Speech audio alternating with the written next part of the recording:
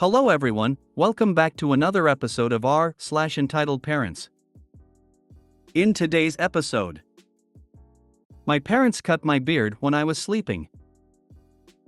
My parents, 70 and 68, have made awful financial decisions their entire lives, and I'm feeling burnt. My mom sat down right in front of a broken cabinet I was trying to fix, and then got mad at me. Before we get started, make sure to subscribe so you will never miss a video. So let's get started. My parents cut my beard when I was sleeping. My parents had a strict clean shave policy when I was growing up, but now I am an adult and now lives on my own.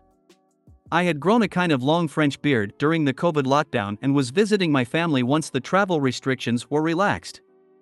My parents are hardcore Islamophobes and they were horrified seeing my Muslim beard, and they asked me to shave it because people might think I have converted to Islam and it's going to tarnish my family's reputation.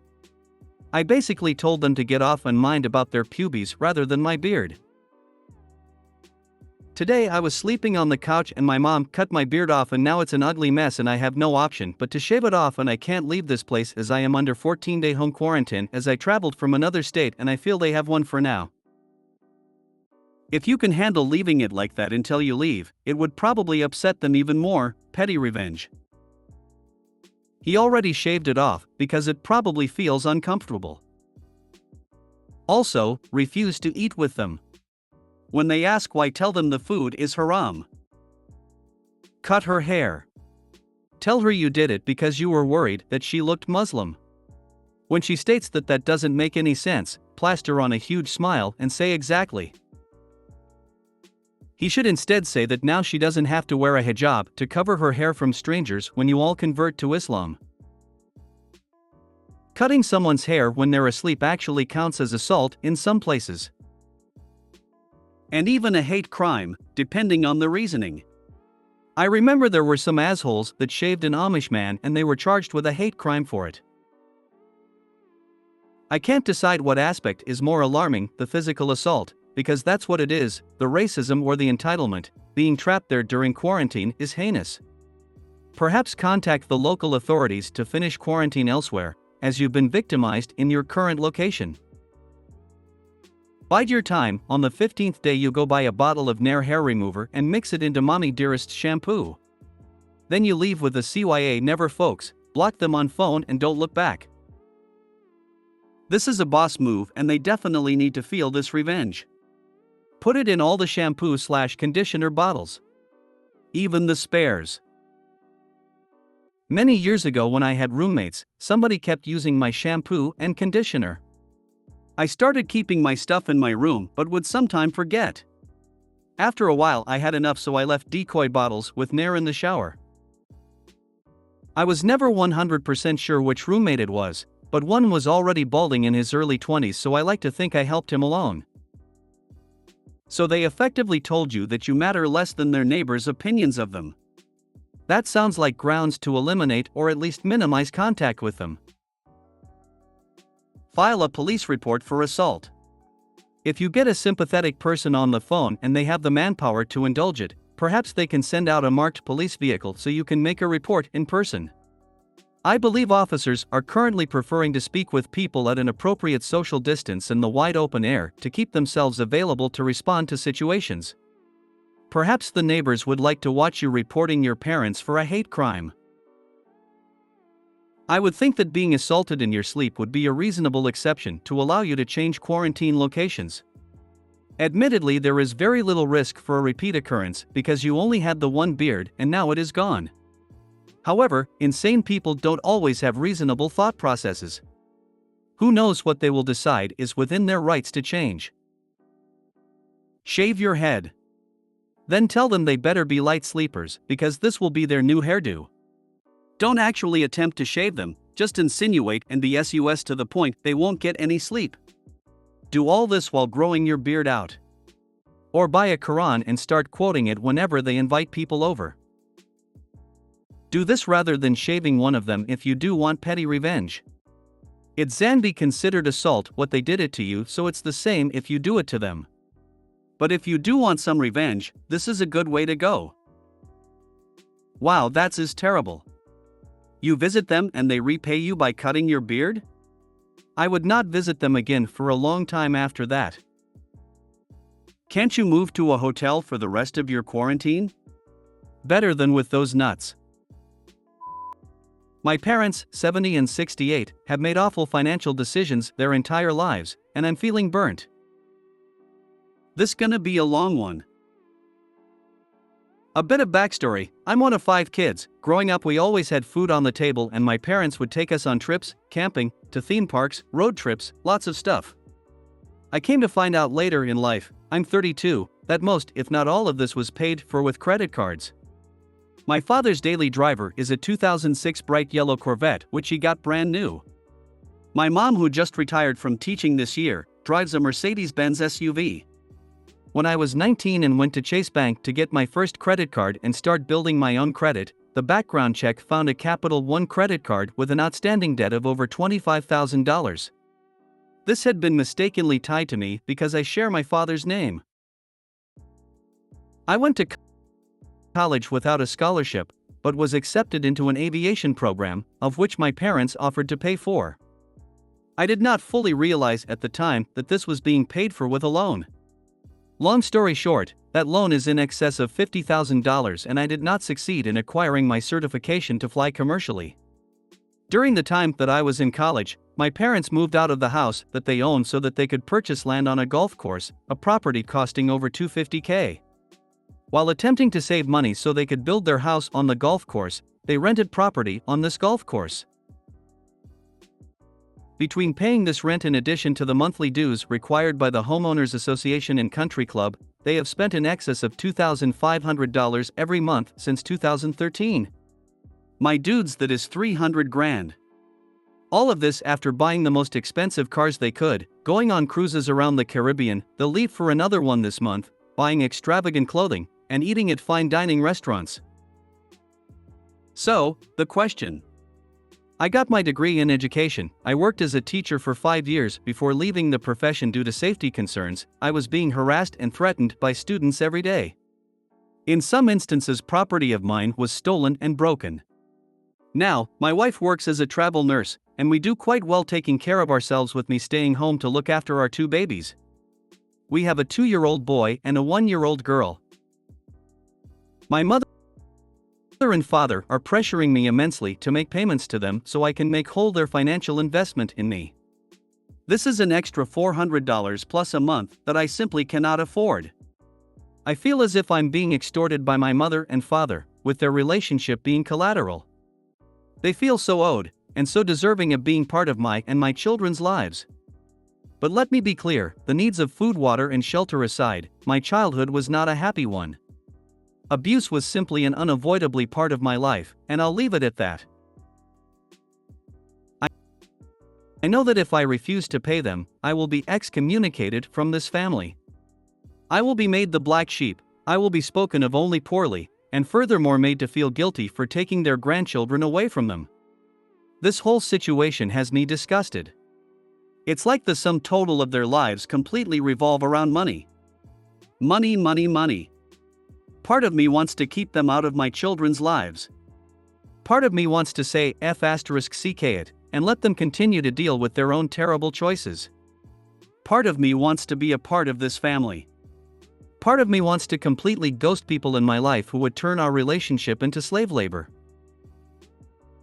The idea of getting a remote night job, solely so I could pay them back, feels like I'm being reduced to slave labor. My parents could have done anything, and numerous investments could have been made, but instead my 70-year-old father, who makes 6 figures working for NASA, will likely have to continue working as long as he possibly can. On one hand, I feel bad for him and want to fulfill this financial obligation that has been thrust on me. On the other hand, I am simply burnt and would rather have nothing to do with them. It's completely understandable that you feel that you want a relationship with your own parents. Because they're your parents. But look at the facts, you can't afford to help them. So you shouldn't. You have a wife and 2 children to look after, they are your priority. Your parents are adults. They have options to figuring out their own financial problems. Your babies do not, they rely on you completely to put their well-being first. So you need to practice saying no. No, I can't, no, it's not possible, no, I'm not going to negotiate, and so on. If they cut you off because you can't afford to fund their cruises and car expenses whilst they create more debt, that's their choice. And you can't do a thing about it. But you can stop shouldering the emotional blame for their choices. They're adults, they can figure it out. They can sell their fancy cars and forego the fancy cruise for a start. That's their choice to make, though, not yours. None of these choices are yours except the one to lend them money or not. And like I said, you need to make the choice to prioritize your vulnerable children, because they are your priority. You are aware that if you give them more money, they will simply spend more, right? If you suddenly could pay off all their debts, they would simply charge them up again. Say no, I can't, because you can't. This is the core reason why I'd feel like a schmuck if I paid them. They are just going to feel justified and move forward with a lifestyle they could never afford. Using credit cards to pay off credit cards. They just want to turn me into one. Sadly, you do have leverage your kids. Refuse to pay them back. They made these undertakings without expectation of repayment, and your family is unable to take on this unplanned impost. They could malign you to the rest of the family, and actively shun you. It's no skin off your nose family that buys into their BS is no family worth having, but then they don't get to have access to their grandkids. They can't have it both ways. You owe it to your kids to ensure that you can provide for them, which these repayments would jeopardize. Get out in front of their spin, describe their self-inflicted, greed-fueled penury, and simply explain you want better for your kids and it's unreasonable to pick up the tab for something you were led to believe they could afford. Calm implacability is the mode you have to take. Also, proactively going in see yourselves and freezing your credit once you broadcast their threats of coercion isn't unwarranted. A bit of free advice, given publicly, if you're feeling petty, and I would hope you do, to them, would be to liquidate their yuppie accoutrements and buy an assisted living unit, because you sure as shit won't be paying for their nursing home. You were not a financial investment. You were their child, and they spent money on you the same way they spent it on everything else, impractically, excessively, unreasonably. You do not need to compensate them. If they will turn their back on you now over $400 a month, what's to stop them from demanding $500? $600? $2K? You cannot afford it. So tell them no. It sounds like they're likely to throw a tantrum, but that is not your responsibility either. They are emotionally blackmailing you. Can you even imagine doing this to your own kids? Put a stop to it now and focus on your own wife and kids. The credit card in your name wasn't a mistake. A credit card is not opened on your name alone. You have to provide a social security number. They committed fraud using your SSN. I wouldn't be surprised if they did the same to all of your siblings. No, don't give them any money and cut them out of your life. They sound so toxic. Oh good, I'm not the only one who thought this either. Based on everything else, there's no way that was an accident. If keeping them in your life will cost you $400 a month, maybe you should set down a monthly charge on them of $450 for access to their grandchildren. It's your parents' decision to provide for you, and the choices they made with regards to living beyond their means and treating you to that when you didn't know it was credit is not your fault or responsibility. It disgusts me that some people treat their children like a financial investment. If I chose to pay for things and opportunities for my kids, then I don't keep a running tab. Kids these days have enough problems with overly inflated house prices and job instability without having to fund their parents too. Please don't pay them a penny, spend it on your own kids and show them life can still be fun even when living within your means. Make sure you don't live in a state with filial responsibility. You may have to pay for their elder care too. I just went down this rabbit hole, having never heard of filial laws, and I'm honestly terrified. I'm now confident that their retirement plan is simply to look at the five of us, their children, and say, "Pay me." My mom sat down right in front of a broken cabinet I was trying to fix, and then got mad at me.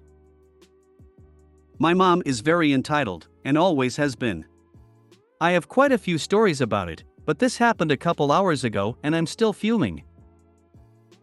For some context, I'm 16 and live with my brother, mom, and dad. At the time this happened, my dad was at work and my brother was still sleeping. We live in a 2-story house, and the upstairs is like its own living area. So this morning I woke up, took care of my dog, and went upstairs to get some breakfast. I open the cabinet, and I walk away because I forgot to turn the TV on. I started to walk back towards the cabinet and I hear a loud noise. I look over and one of the shelves fell. I clear everything off of it because there were some breakable things. I found the pegs that held the shelf up and put them back in the slots. I stabilized the shelf enough to go downstairs to see if my mom was awake, which she was. Here's the conversation that followed. Me, hey mom, can you come upstairs? I need help. One of the cabinet shelves fell and it's heavy. Mom, is it an emergency? Me, well, no, but I'd rather it not fall any more than it has. Mom, well, if it's not an emergency, it can wait until I've had my coffee.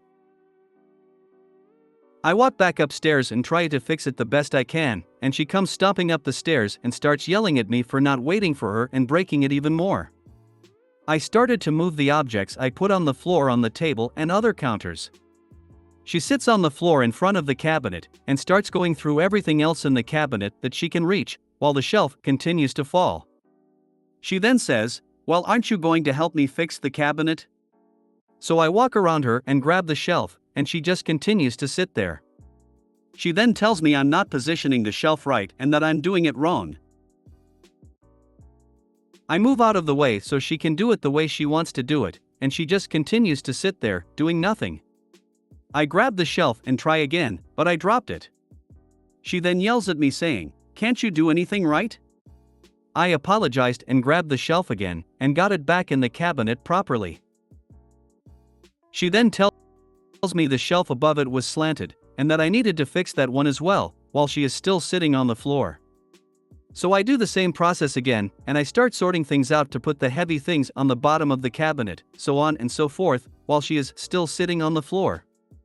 I eventually finished everything, and walk away, and she calls me back over, demanding I help her up since her legs are numb.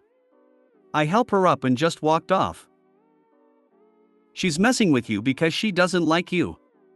Some people are bad people. Hit the nail on the head.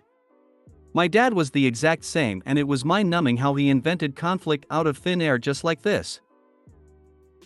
I even remember one time when I busted my ass trying to be a perfect kid for weeks, and he eventually broke down and reamed me for stretching briefly before getting off the couch to take the dog out. He actually blew a fuse trying to find an excuse to punish me because he hadn't gotten his fix recently enough. OP, I hope this memory reminds you always that you were never the problem. Only advice I can give you, OP, is to start saving as much as you can in GTFO as soon as you hit 18. Your mom is toxic AF. The plan is for my dad to divorce her once I finish HS and is moving as far away as we can. I've been saving as much as I can. I guess she thought your help request was for a supervisor. Doesn't she know people leave because of bad managers, not bad jobs? My mom would do this shit all the time. Tell me to put dishes away and then immediately proceed to make a coffee. And the position she would stand in to access her coffee maker would put her as in the way as possible. It seems like she tries to be in the way on purpose, and then gaslights and acts like the victim of something if you get mad about her being in your way. Some people take joy from irritating and making life difficult for others. I think your mother and my mother may have compared notes at some point.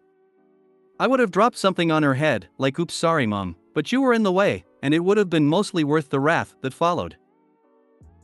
I think I would just have let her coffee first. Poor you. TBH, it could have been a lose-lose situation. I could have let her have her coffee and waited around for her, but the shelves could have fallen and gotten worse, which would have resulted in her yelling at me anyways. How bad was the impulse to hit her over the head with the shelf you were holding? She wants you to hurt her so she gets more stories she can talk shit about you to her friends or family. She's toxic and will be a problem in your life. Get rid of her if you can. Sounds like your mother has some sort of mental/psychological issues. If you made it to the end of the video, thanks for watching. Don't forget to like, subscribe and share, and we will see you in the next video.